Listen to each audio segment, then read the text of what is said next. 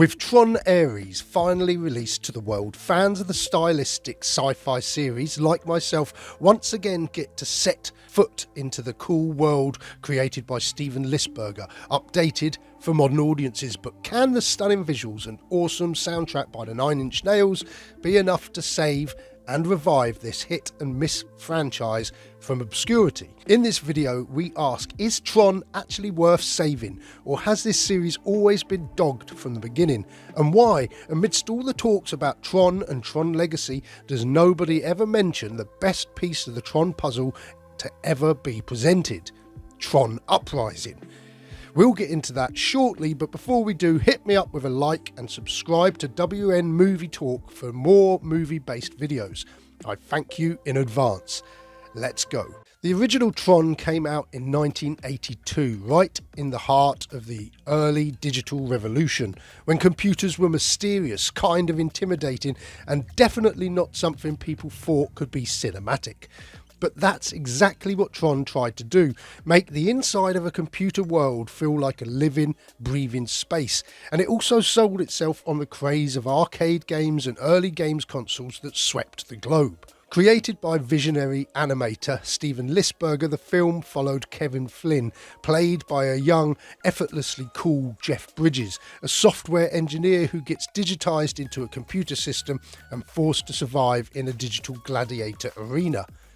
It sounds ridiculous now, but back then it was genuinely ahead of its time. The light cycles, the neon suits, the glowing grids. Tron was like nothing that anyone had ever seen before. But here's the thing, whilst it looked incredible, audiences in 1982 didn't quite know what to make of it.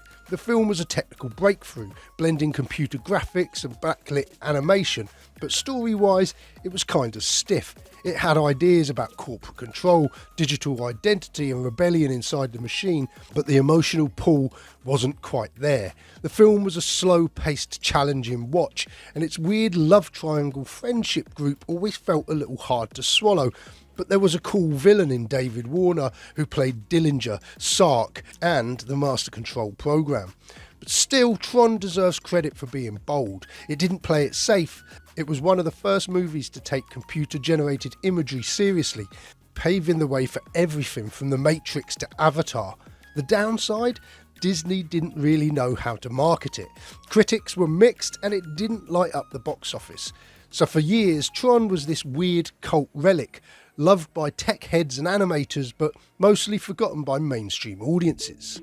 Fast forward almost 3 decades to 2010 and Disney decide to boot up the grid again with Tron Legacy. And honestly, what a glow up. This sequel wasn't just a continuation, it was a full-blown modern reboot with a massive budget, an upgraded aesthetic and one of the best soundtracks of the 2010s courtesy of Daft Punk. And it hit the screens amidst the 3D era, which really gave it some added dimension. The story follows Sam Flynn, Kevin Flynn's now grown-up son, who gets pulled into the digital world while searching for his missing father. Once inside, he discovers that the grid has evolved, and a younger, corrupted digital version of his dad, Clue, is now ruling the computer world. It's part father-son drama, part techno-philosophy session, and part light cycle rave. Production-wise, Legacy was a beast. The visuals were stunning, glossy, dark, minimalist, with real thought put into the world design. You can tell director Joseph Kosinski treated the film like a piece of art. The de-aging tech on Jeff Bridges though, well, that didn't age quite as well as they'd hoped. Even back then, it was a little uncanny. Critically, Legacy divided people just like the original. Some said it was all style and no soul. Others loved the world building, the music. It made decent money, but not enough to justify a fast sequel, which is why we're only now getting Tron ARES so many years later. Tron ARES. I was keen to watch this movie, hooked in by the cool trailers, the concept of programs finally making it out into the real world. Okay, so I did give a little sigh to see Jared Leto as the main character, but hell, I was willing to let that pass. This could actually be a worthwhile franchise revival. Boy was I hoodwinked. Within minutes of the film actually starting, once we got past the flashy hook and that killer Nine Inch Nails score, I could tell exactly how this was going to go. the same way that Star Wars went under Disney. It honestly felt like watching the rise of Skywalker all over again. Endless side missions, pointless MacGuffin hunts. I hated every scene that involved actual characters. It's the same recycled formula Disney's been churning out for years, full of tired archetypes and paper-thin personalities. And look, I'm not trying to sound reactionary here, but why do they keep giving us the same lineup of characters? There's the intelligent Asian American lead, driven by a dead sibling's legacy, the kind-hearted, wisecracking Hispanic American sidekick who's basically comic relief with no other dimension, and of course the tough, short-haired black female antagonist who feels like she's been ripped straight from a studio archetype guide. Diverse casting is great when it gives actors room to do something new. Look at Armando Iannucci's David Copperfield as a great example, but here it just feels like the same checkbox casting that actually limits the performers. It's lazy, and worst of all, it's patronising. Now, visually and sonically, ARES absolutely slaps. The score is fantastic. 9 Inch Nails really went for it. If they stripped out every dialogue scene and cut this thing into a 20-minute 9 Inch Nails music video, I would generally watch it again and again. But everything else, the dialogue, the humour, the emotional beats, all dead on arrival. Even Jeff Bridges' return felt forced and awkward when that slow pan revealed him standing in a digitised 1980s style landscape. When he finally drops the "Greetings programme" line, I nearly melted in my seat from second-hand embarrassment. And then there's Leto. Completely flat. Dillinger Jr. adds nothing new. Gillian Anderson, great actress, but here she's basically doing her Crown performance all over again. By the end, I was just angry, physically annoyed at how empty and predictable the whole thing was. Tron Ares should have been the return of a bold, weird franchise.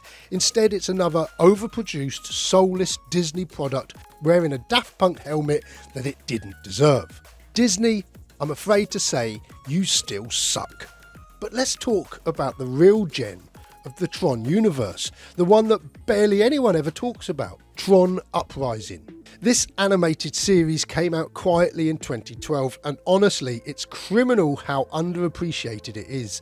Uprising sits perfectly between the events of the original Tron and Tron Legacy, acting like a bridge that not only connects them, but elevates the entire mythology. It dives deep into the rise of Clu's authoritarian regime, showing what it actually feels like to live under his rule, not from the point of view of a chosen hero or some real-world user who gets zapped in, but from the programmes themselves. The series follows Beck, a young programme voiced by Elijah Wood, who becomes the apprentice of the legendary Tron after the original is nearly destroyed.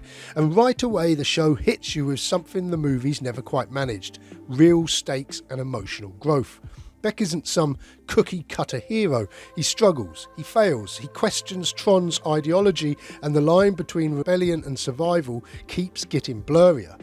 The characters around him, they all have arcs, motivations, and moral conflicts that twist and turn in genuinely unexpected ways.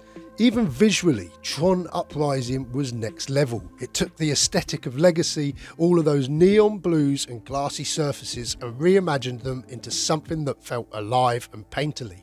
The animation style is sleek and angular. Every frame looks like concept art brought to life, with that perfect balance of digital coldness and human emotion. The fight choreography is stunning, all fluid lines, light trails and kinetic energy that makes the live action movies feel slow by comparison. And the tone? It's dark, it's intense. The danger in Uprising feels real. Characters die, they betray each other and evolve in ways that you don't see coming. You genuinely believe that Clu's regime is oppressive and terrifying. The world of Uprising feels like a place where revolution could spark at any second. Honestly, Disney, you should have built this franchise around this energy. Imagine if they'd taken this style and tone and made a feature-length animated film. Something bold and visually breathtaking in the style of Spider-Man Across the Spider-Verse. And that's the direction Tron should be heading.